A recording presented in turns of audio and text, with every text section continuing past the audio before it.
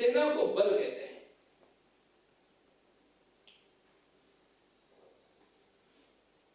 जिसको अपने जीवन में विकास करना होगा, जिसको जीवन में विजय की ओर आगे बढ़ना होगा, उसे अपने साथ एक टीम को निर्माण करना एक अनिवार्यता है। कोई भी, कैसा भी, कितना भी बड़ा हो, आज तो ऐसा ही है कि अकेला आदमी किसी भी मिशन को पूरा कर ही नहीं सकता।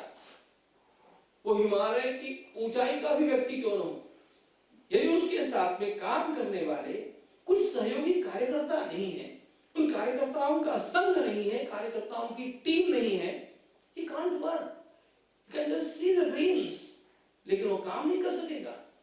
और इसलिए जिसको जीवन के संग्राम में आगे बढ़ना है, उसका लक्ष्य जितना बड़ा होगा, उतना बड़ा संघ उसके साथ है कि नहीं, उस प्रकार की टीम उसके साथ है कि नहीं, इसका ध्यान उसको निरंतर रखना आवश्यक है।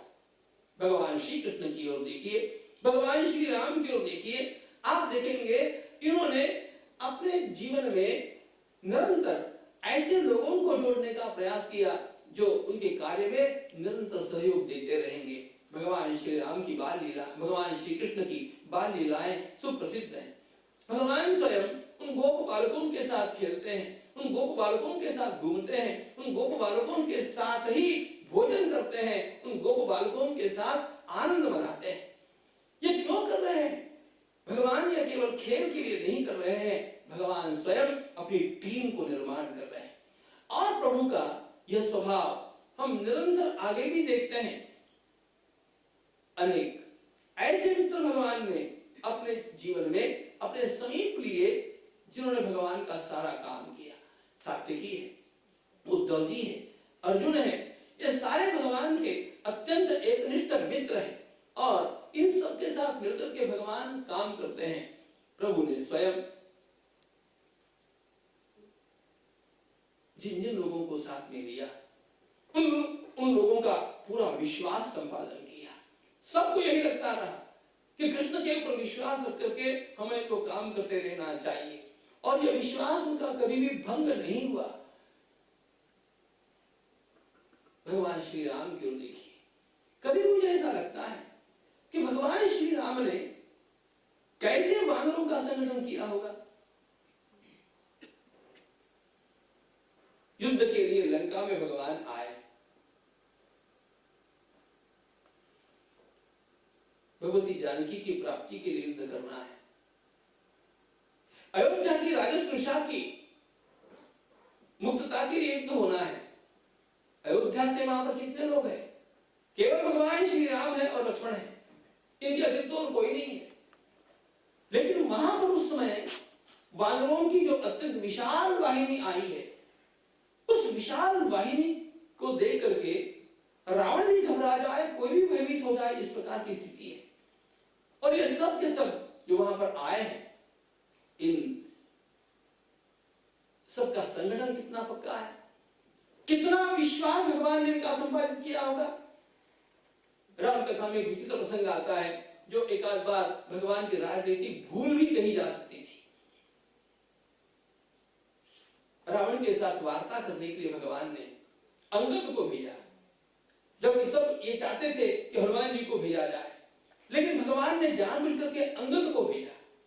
अब वास्तव में अंगद भगवान के संपूर्ण सेना के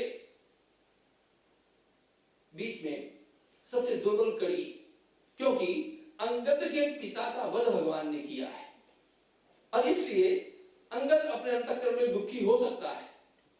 और दूसरी बात, रावण राजनीतिज्ञ है, रावण निश्चित रूप से अंगद को फोड़ने का प्रयास करेगा। रावण ये कहेगा कि अंगद, तुम काहे को श्री राम के दूत बन करके आए हो, जिसने तुम्हारे पिताजी का वध किया?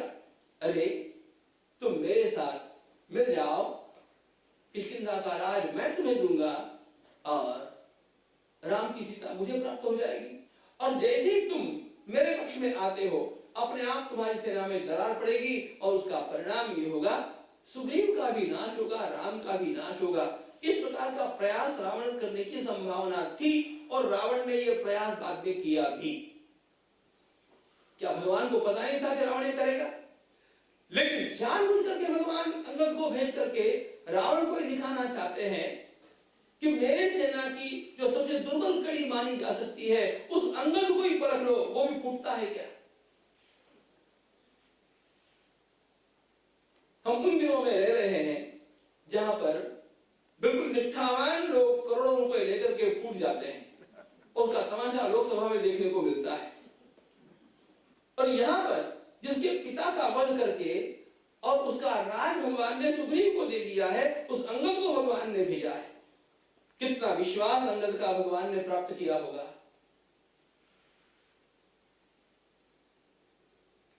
लेकिन भगवान का यह विश्वास केवल अंगद को नहीं, प्राण प्रयाण के समय वाली को भी निर्माण हो गया था। वाली ने भी स्वयं अंगद से कहा था कि अंगद, एक सामान्य पिता तो तुम्हारा आज जा रहा है, एक और इससे भी बहुत अधिक अच्छा पिता मैं तुम्हें देकर के जा रहा हूं। श्री राम तुम्हें संभालेंगे। भगवान ने इन सबको जोड़ा कैसे होगा?